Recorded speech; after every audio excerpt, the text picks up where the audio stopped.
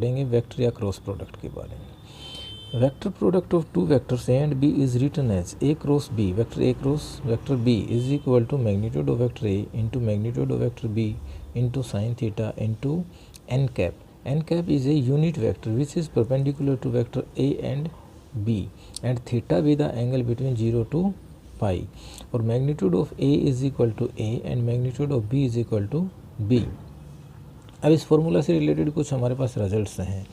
अगर हम कहते हैं कि ए क्रॉस बी अगर हमारे पास 0 है, देन हम कह सकते हैं या तो मैग्नीट्यूड ए का मैग्नीट्यूड 0 है या बी का मैग्नीट्यूड 0 है, या साइन थीटा जो है वो आपके पास क्या है 0 और पाई में से कुछ है।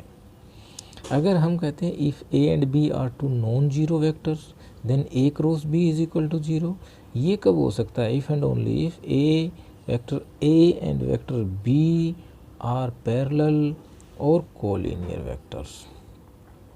थर्ड है हमारे पास if theta is equal to pi by 2 then A cross B आपके पास क्या आएगा? Magnitude of A into magnitude of B into N cap. Sine theta sine 91 होता है, इसलिए वो चीज़ हमने नहीं डाला है। If theta is equal to 3 pi by 2 then A cross B is magnitude of A magnitude of B and minus N cap, क्योंकि अब आपके पास क्या है, ये डाउनवर्ड है एंगल 3 पाई बाई 2 का मतलब 270 डिग्री। नेगेटिव एंगल अगर आप लेते हैं तो इसकी वैल्यू कितनी आती है? -1 आती है, ठीक है, तो ये नेगेटिव हो जाएगा।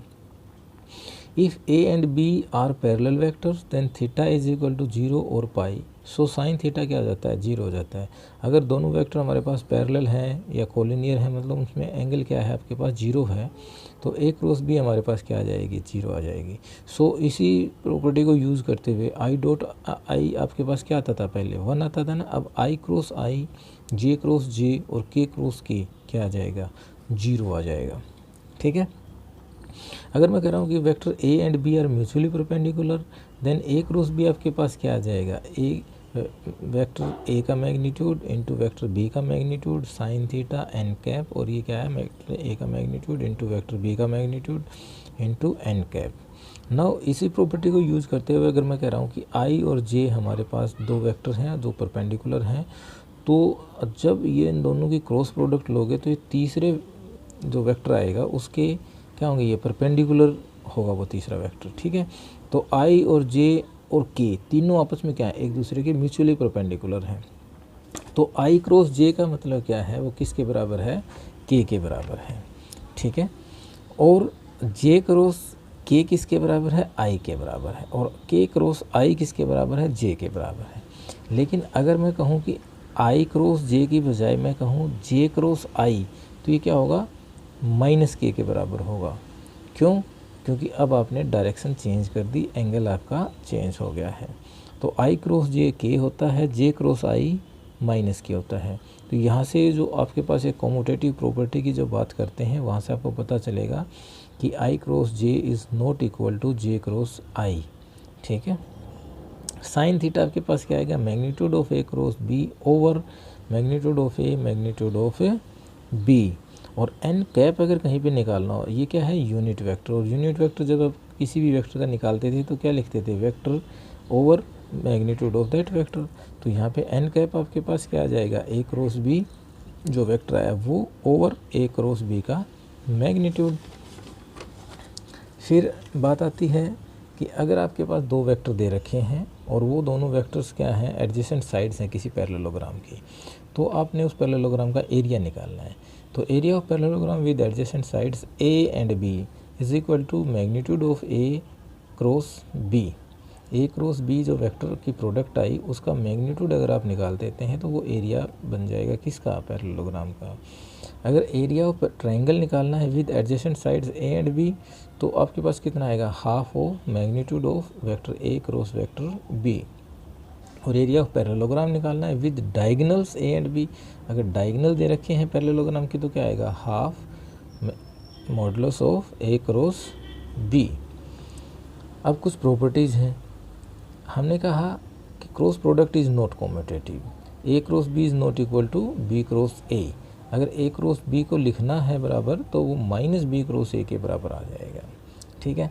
ए क्रॉस बी को जो आप डिटरमिनेंट फॉर्म में भी लिख सकते हो। तो अगर आपके पास वेक्टर ए और बी है, उन दोनों की क्रॉस प्रोडक्ट आपने निकालनी है, तो क्या आएगा डिटरमिनेंट फॉर्म में आई जे के A1 A2 A3 B1 B2 B3। ये क्या है, पहले A1 A2 A3 क्या है, वेक्टर ए के कंपोनेंट हैं, स्केलर कंपोनेंट हैं, और B1 B2 B3 क्या है, वेक्टर बी के कंपोनेंट हैं। ये साइड में मैंने लिखा भी है, वेक्टर ए आपके पास हमने अज्यूम किया है A1I plus A2J plus A3 के, और वेक्टर बी हमने क्या लिखा है B1I plus B2J plus B3 के। ठीक है। और जब जैसे डिटरमिनेंट को आपने सोल्व किया था, ऐसे आप इसको सोल्व करके रिक्वायर्ड वेक्टर निकाल सकते हो। अब एक आता है relation between vector and scalar product. Vector और स्केलर प्रोडक्ट के बीच में क्या रिलेशन है, तो आपके पास क्या आएगा, ए क्रॉस बी के मैग्नीट्यूड का जो स्क्वायर है, ए क्रॉस बी के मैग्नीट्यूड का जो स्क्वायर है वो किसके बराबर आएगा, मैग्नीट्यूड ऑफ ए का square into magnitude of B का square minus A dot B का स्क्वायर। ठीक है। अब इसकी हेल्प से हम कुछ क्वेश्चंस करने की कोशिश करते हैं। Find the value of A cross B and its magnitude where vector A is I plus 2j plus 5k and vector B is 2i plus 3j। तो ए क्रॉस बी आपको निकालना है, तो हमने इसको डिटरमिनेंट फॉर्म में इसको सोल्व किया। आई जे और के कंपोनेंट्स आई जे के हमने लिखे। अब इनके कंपोनेंट्स वेक्टर ए के क्या हैं 1 2 5 और बी के क्या हैं 2 3 0। जब आपने डिटरमिनेंट को सोल्व किया तो आपने क्या लिया, आई को लिया। तो आई जिस रो में और कॉलम में आता है उसको हम क्या करते हैं, छोड़ देते हैं। तो आई और सोल्व करोगे तो क्या आएगा 2 इंटू 0 0 माइनस 15, तो 0 माइनस 15। ऐसे ही जे के साथ किया तो आपके पास क्या आएगा माइनस जे, 0 माइनस 10 और प्लस में के 3 माइनस 4, तो माइनस 15i प्लस में 10j माइनस में के।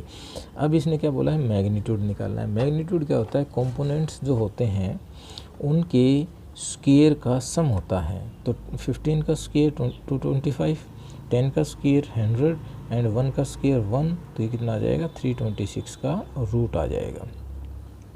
ऐसे ही हमारे पास एक क्वेश्चन और लेते हैं। If vector A and vector B are given, you have to find the magnitude of vector B के ट्वाइस इंटू वेक्टर ए का मैग्नीट्यूड, मतलब 2b इंटू ए का मैग्नीट्यूड निकालना है।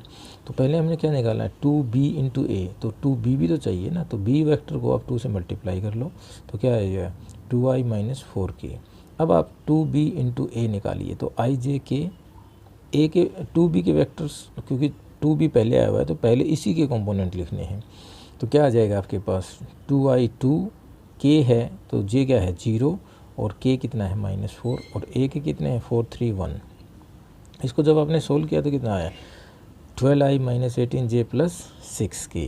अब इसका मैग्नीट्यूड निकालना है, तो इसका मैग्नीट्यूड कितना आ जाएगा √504, और इसको हम सोल्व करके लिख सकते हैं 6 √14। Thank you.